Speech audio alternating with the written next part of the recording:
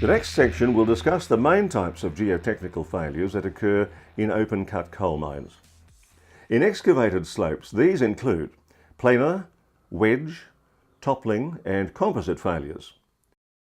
In dumped material, these include active-passive wedge failures. Failures that may occur in both excavated and dumped slopes include circular failures and isolated rock fall failures. Planar failure. These types of failures occur where a block of rock slides along a single defect that dips and daylights in the excavated face. Wedge failure. Wedge failure occurs where two continuous planar defects intersect and daylight in the excavated face. Toppling failure. Toppling failure occurs when persistent defects dip steeply into the excavated slope and the blocks or columns formed topple out of the face. These failures generally have a weak layer at the base that the vertical blocks slide along. Composite failures. These are typically the most common type of failure in excavated coal mine slopes. Composite failures involve a combination of planar, wedge and toppling failure modes along persistent defects, and also some component of rock mass fracturing and failure. Typical composite failures are vertically to subvertically bound by structural defects and horizontally bound by a weak, generally carbonaceous layer. Such failures occur at both the individual bench scale or as a failure of the overall pit slope. Active-passive wedge failures. These type of failures occur in dumped slopes, particularly where the dump is formed on a weak and/or steeply dipping floor. Circular failures. Circular failures occur in highly weathered, soil-like or dumped material that contains little to no large rock fragments. Circular failures may be deep-seated or may occur near the surface, where they are referred to as skin slippage failures. Circular failures typically result from an excavated or dumped slope that is greater than the angle of repose through undercutting or over-steepening mining practices. Isolated rock falls. These are failures in which individual rocks fall out of a dumped or excavated slope face. Isolated rock falls can be just as hazardous as failures involving a whole slope face. They generally occur after heavy rain events, where poor separation of dumped material has occurred, or where blasting has been poorly executed and the face not adequately scaled for loose rocks at the time of mining. Once a geotechnical hazard has been identified, an inspection will be completed as per site requirements. Controls will then be put in place to effectively manage the hazard. Controls must be followed at all times. If you observe conditions to change from those documented in the site hazard report, notify your supervisor immediately. Typical controls to manage geotechnical hazards using the hierarchy system include elimination controls, scaling or chaining of slope faces and crests to remove loose rocks, trim blasting to remove unstable ground,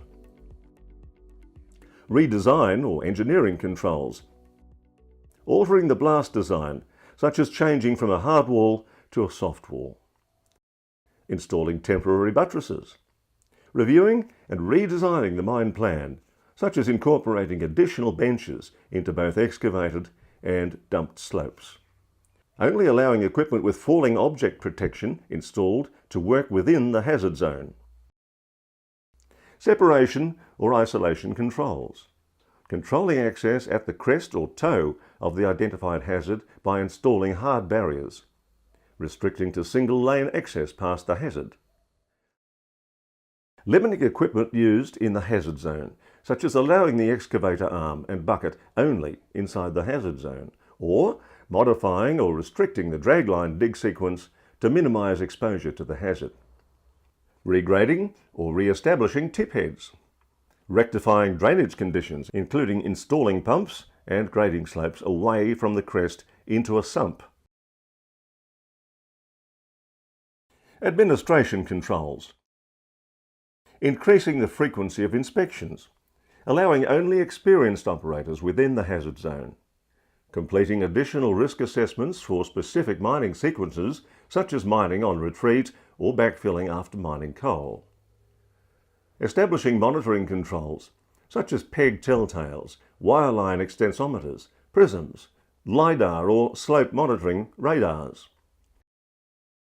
Restricting operations to daylight hours only or installing additional lighting.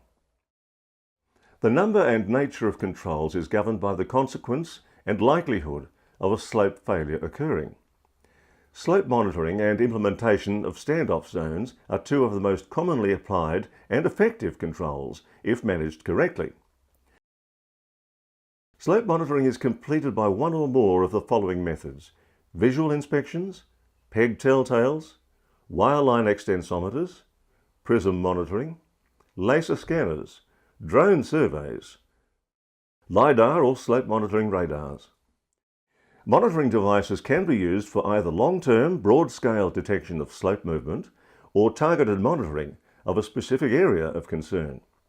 Regardless of the monitoring device implemented, it is important to remember the following. Monitoring devices deployed should be able to measure the direction and magnitude of slope movement. Monitoring backsite devices need to be mounted on stable ground, otherwise false or misleading measurements can be recorded. Monitoring equipment needs to be regularly inspected and serviced to ensure it is operating as required. Trigger or alarm levels need to be predefined and should be set at levels specific to site conditions. Standoff distances can be applied at both the crests and toes of excavated or dumped slopes.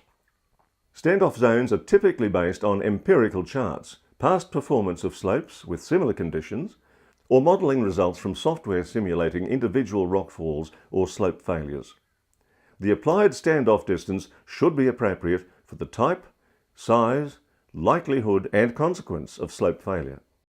Many sites have standard restriction zones that are applicable at all times.